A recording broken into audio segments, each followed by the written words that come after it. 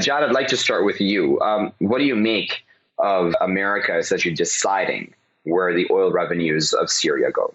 Okay, first of all, like talking about sovereignty, Assad regime has abandoned sovereignty since like a long time ago, in many ways. First, if you go to the responsibility to protect principle, it says that like any regime will lose sovereignty when this regime is not willing or cannot protect its civilians, and this is the case of the Syrian regime.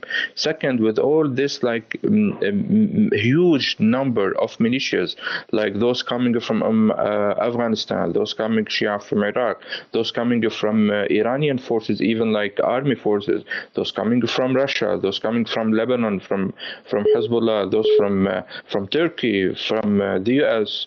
So what sovereignty we are talking about? Like even in the regime-controlled area now, there are like many NDF, like these national defense forces, who are like pro-regime militias, who are not like controlled by the hierarchy of the army. Of the army of the regime.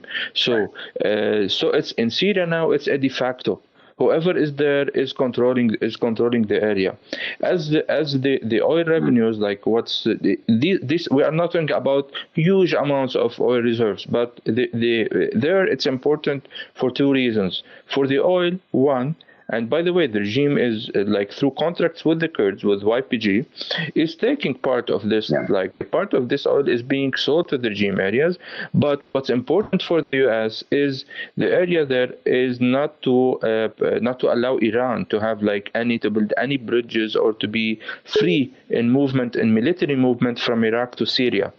This is the main point for the Americans. They care for the oil for sure, but what's more important for them is to be there